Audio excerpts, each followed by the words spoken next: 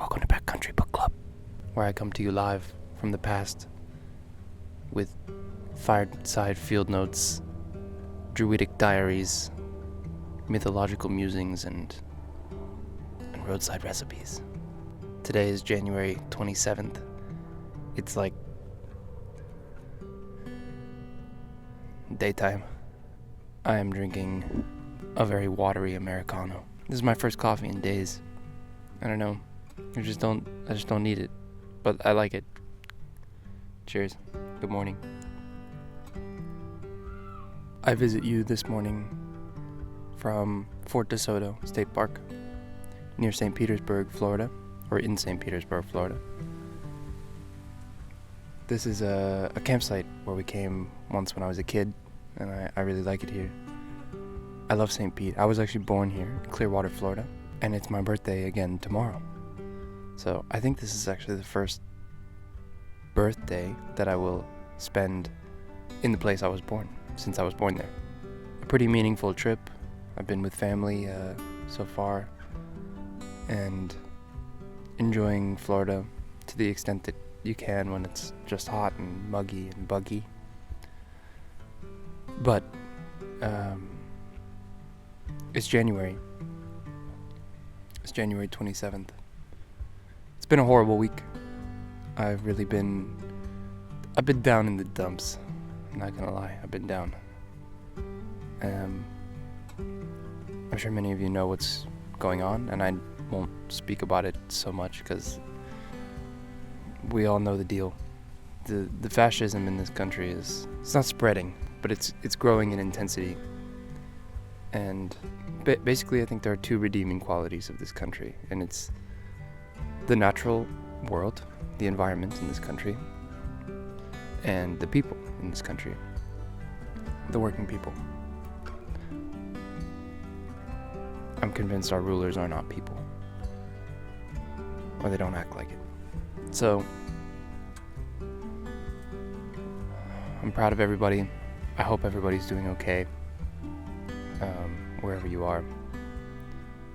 In Florida, it feels strangely sunny and removed from the cold, hellish reality up north in Minneapolis. But I want you to know I'm thinking about you, and I stand with you. I feel your pain, and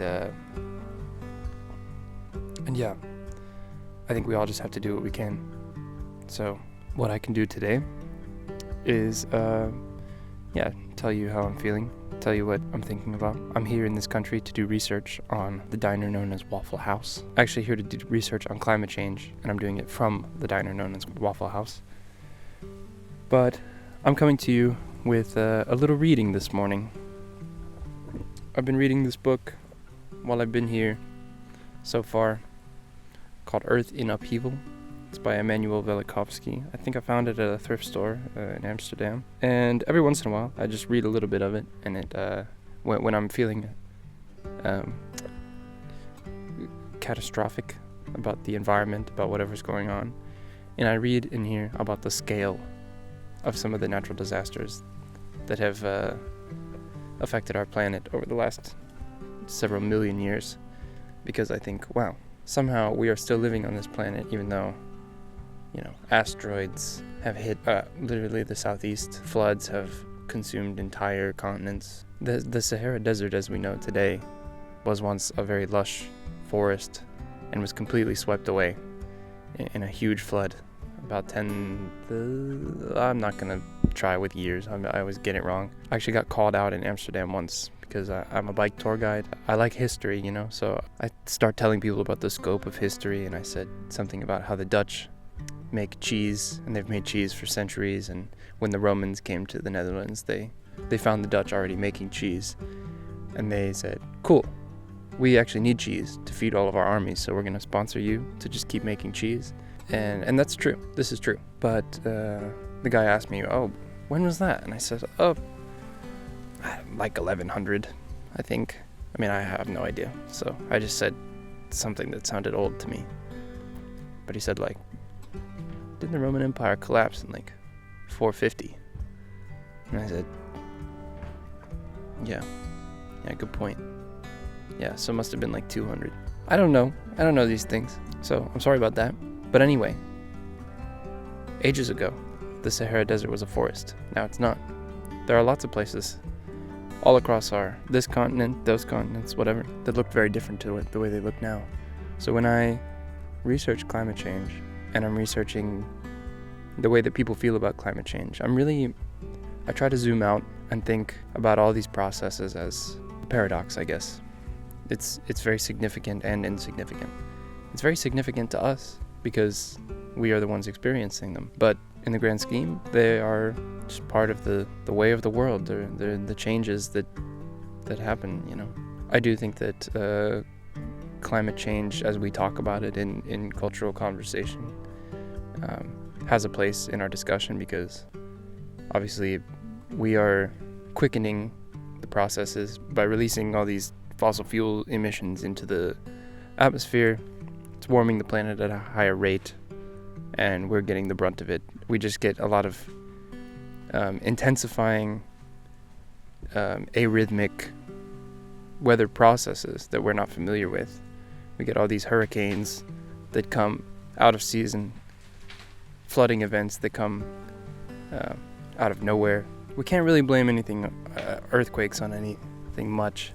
Although when you see all these earthquakes that happen in like Oklahoma or Illinois, the earth is quaking naturally, but we get magnitude 3, 4 earthquakes out in the west, Texas, Oklahoma, Illinois, wherever, because of all the oil drilling and fracking that happens out there. So anytime we drill down into the earth in all these places, that creates little acupuncture points, basically creeks, little cracks where the pressure is released through the crust. So even earthquakes, we can kind of point to the human involvement. But you know, when we get really, really big earthquakes, it's more, again, the global continuous processes of change. So I try to be at peace with that. Yeah, I think we should try to be at peace as much as we can with natural processes. But when we talk about disasters, a lot of the time, when we talk about natural disasters, I really try not to use the term natural disasters, because disasters happen no matter what. These catastrophes happen. But what is exposed when these disasters happen is lack of infrastructure, lack of care for certain groups, certain classes, lack of willingness to help others. Also, often a lot of grassroots effort to help others. Shout out the Cajun Navy in Louisiana. Katrina is a good example. It was a hurricane. It was going to strike Louisiana and Florida. Bush's government focused wholly on sending weaponry to Iraq to fight a war that was inadvisable and unnecessary, unwarranted. It left a lot of people in the lurch. Kanye West went on TV and said George Bush doesn't like black people. Well, is he wrong? He certainly pointed out in a very TV-worthy way what the narrative of the situation was. A lot of black people living in Louisiana, not just black people, but poor folks, didn't get any protection, didn't get any help recovering from a disaster that could have been prevented with better infrastructure. The dams were and the levees were not maintained for years, and it was exposed when a storm that was bad enough finally broke the levees. So it's a lot of these processes that we have to think about when we talk about natural disasters. The disasters are natural. They're part of the natural world, part of the natural rhythms. These storms, they happen when warm air mixes with cold air, whatever. How do we prepare for them? How do we recover from them? How do we help people recover from them? These are all important issues. So today, well, I don't actually know which part to read from. I just wanted to read you something. But let's talk about Florida, why not? We're here, you know. Fossils in Florida. Okay, let's look for that. 159. This is an old book. Everything's really yellowy. It's a book from 1955. All right. Well, let's do this. Fossils in Florida.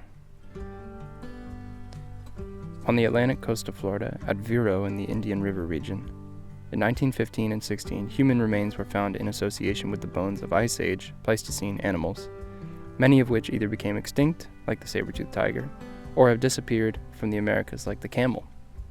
Wild. The find caused immediate excitement among geologists and anthropologists.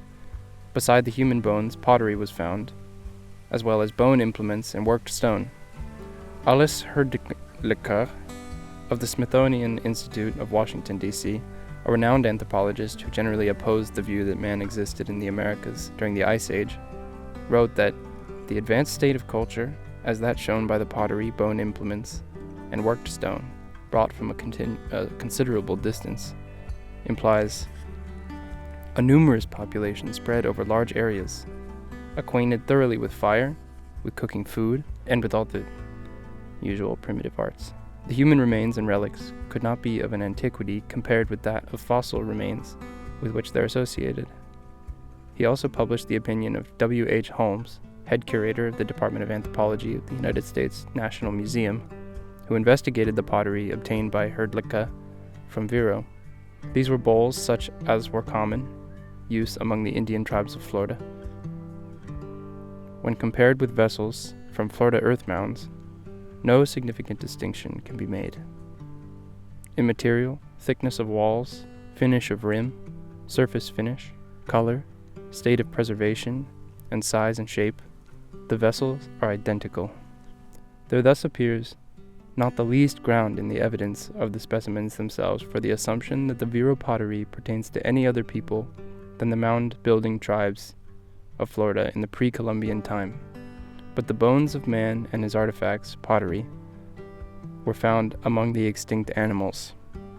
The discoverer of the Vero deposits, E. H. Sellards, state geologist of Florida and a very capable paleontologist, wrote in the debate that ensued that the human bones are fossils normal to their stratum and contemporaneous with the associated vertebrates is determined by their place in the formation, the manner of their occurrence, their intimate relation to the bones of other animals, and the degree of mineralization of the bones. This degree of mineralization of human bones is identical with that of the associated bones of the other animals. In his view, the evidence obtained affords proof that man reached America at an early date and was present on the continent in association with a Pleistocene, Ice Age, fauna. Okay, well that doesn't really say anything about cataclysm, but I do think it's pretty cool. It suggests that we were here quite a long time, even in Florida. I mean, Florida wasn't always just this, beach, you know. I was doing some research the other day on where I can find some good skipping rocks. One of my favorite places to find old skipping rocks, or good skipping rocks, is this old mountain range called the Ozarks in Arkansas. Up in northwest Arkansas, the Buffalo River. They've got all these really smooth, flat rocks, good for skipping. And I wanted to do some research the other night, so I started looking up state geological maps to see what kind of rock that is in the river valleys of the Ozarks. I'm not super familiar with everything yet, so you'll have to give me a little bit of grace when I get some of this wrong. But it's this undifferentiated sandstone. So undifferentiated meaning really, really granular. Really granular sandstone that was compressed over time and then had all the ground cover washed away, and it keeps kind of going back under the ground and then eroded again, back under the ground and then eroded again. So it was once part of the ocean floor. Now it's been uplifted in a mountain range, and then that's been eroded by the water that continued to spill out of the mountain range. So many different processes. All this continental drift that brings the Ozark mountain range all the way over to basically above where Antarctica sits today. And then the uplift that brings the mountain range off of the sea floor. And then all the rivers that bring the water back to the seas, cuts through that mountain range, erodes all the ground cover away, erodes all of the the sandstone into these big, flat, smooth rocks over time. 483 million years, I think, since the period that this was the sea floor. So I think it put it in the Ordovician period. I'm getting that wrong, I'm positive, but whatever. I'm talking about big picture here. I'm talking about huge scope and all the things I really love about nature, sweeping back and forth. When I was reading this book recently, a couple weeks ago, I started to think what it is about our culture and our time period where we see ourselves as that we need to know why we are affected by these processes, and we need to stop these effects, and we need to turn this around because we need to survive. Why? It's going not great. I think we could use a reset. I want nature to be in equilibrium more than I want our own survival. Nature in equilibrium sustains the survival of all the creatures that are out there, possibly including some of us. But one day it'll happen, and I think I'm at peace with that.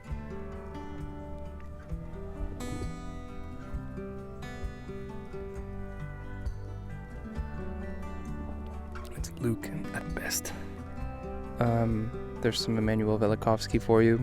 He also wrote this book called Mankind in Amnesia, which is a book about humanity's long history, and that we don't remember. So we basically dismissed hundreds of thousands of years of human history because we can't find any record of it, apart from fossil evidence, which may be enough, but it's not enough for some scientists. So I think there's something in Immanuel Velikovsky's work that gets at some truth about the global processes that shape this earth, about the geological and metaphysical and astrological, meteorological processes that shape the earth. So, happy birthday. This is to me now. This is a pretty good birthday for me. I'm missing all my friends, my family on this birthday. But I love all of you, and I appreciate all of you sending me messages and, the birthday things. I know that all of you are thinking about me. I know that I'm thinking about you. So I don't want you to think that me being alone on my birthday means I'm sad or I'm lonely. I'm okay. This is actually a pretty nice setup. Got the car. I'm camping. I'm in nature. I'm in Florida. I'm in the place I was born. So there's a lot of meaning I'm able to take from that, from all of this. So that makes this a pretty damn good birthday. And especially given the context, again, this week, and how hard it's been, how horrible it's been to watch. I'm grateful for the reprieve, for the chance to sit and think and talk to you. And yeah, thanks for joining. I'll leave you with some more natural footage, some more natural soundscape. I'll chat to you next time. Doei!